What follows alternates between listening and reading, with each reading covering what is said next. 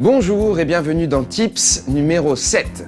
Aujourd'hui, nous allons parler d'un composant sans lequel le jeu 3D en temps réel serait impossible. Oui, j'ai bien dit impossible. Je veux parler du GPU. Le GPU, ou processeur graphique en français, est un composant électronique dédié à l'affichage sur un écran d'ordinateur. Ça, même moi, je le comprends.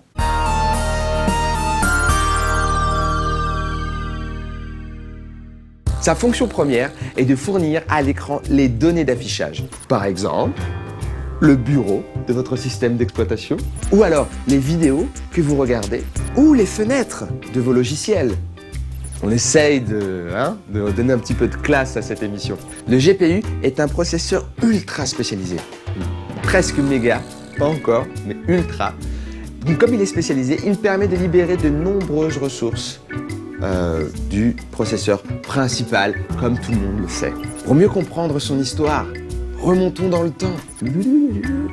Remontons dans le temps. Au début des années 80, NEC lance la NEC 7220. Cette puce sera d'abord utilisée par de nombreux professionnels, puis ensuite elle sera démocratisée pour nous, les gens normaux, par Intel en 1983, un an après la sortie de E.T. C'était il y a très longtemps. Nous allons voir l'apparition en 1983 de la première carte graphique. Bravo Intel. Bien ouais.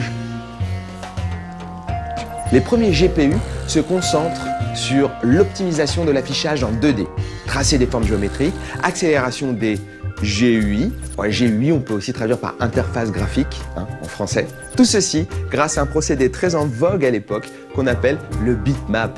Le bitmap, vous devez savoir ce que c'est écrit BMP. Mais comment fonctionne le bitmap? Eh bien, je ne vous le dirai pas parce que c'est dans Compiler numéro 34. Regardez Compiler numéro 34. J'insiste bien sur le fait que jusqu'à présent, nous avons uniquement parlé de rendu 2D. Le rendu 3D arrivera plus tard, au début des années 90, parce que les jeux 3D sont en vogue. Une popularisation des jeux 3D fait que on demande ce genre de cartes. On veut des puces 3D parce qu'on veut jouer à des jeux vidéo 3D. Comme par exemple Wolfenstein ou Wolfenstein ou par Wolfenstein. On aime bien ces jeux vidéo là. Kevin m'a dit il y a Quake et Duke Nukem, ok. T'oublies pas Quake, parce que Quake c'est pas mal.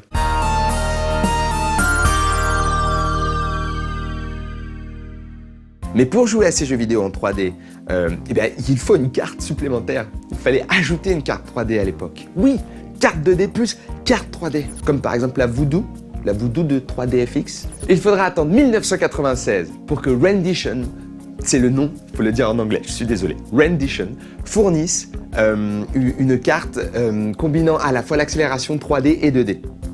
Et cette carte, cette chipset, s'appelle Vérité. C'est un tout petit nom de parfum. Mais finalement, se demande le monde entier, que fait vraiment un GPU? Eh bien, c'est très simple. Pour Kevin, le processeur principal, le CPU, envoie une demande de rendu 3D à la carte graphique. Par exemple, un cube ou une pyramide. Ou un cube et une pyramide. Parce que vous êtes dans Quake et que vous arrivez à un moment où il y a un cube et une pyramide. Elle calcule donc le rendu 3D et la lumière, l'éclairage de cette forme en volume. Mais elle le restitue en 2D.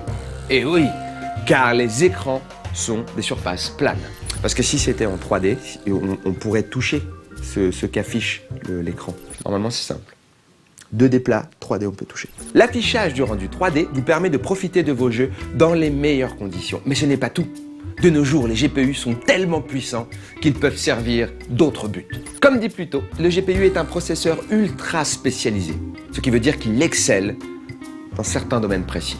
Et le domaine dans lequel il excelle est... roulement de tambour. Des calculs en virgule flottante. En l'occurrence, il s'agit d'effectuer des calculs en virgule flottante. Pour faire simple, un calcul en virgule flottante, c'est un calcul avec des nombres, avec d'énormes chiffres après la virgule. Et ça, c'est indispensable pour la 3D. Mais aussi pour l'encodage vidéo et puis pour la science, pour le futur. Très important. De plus, un GPU a plusieurs unités de virgule flottante qui travaillent en parallèle, ce qui augmente considérablement la vitesse de calcul. Donc, les GPU deviennent des alternatives très intéressantes par rapport aux processeurs classiques, puissants, mais peut-être chère, alors qu'une carte graphique est un tout petit peu moins chère. Normalement, on entend un ting.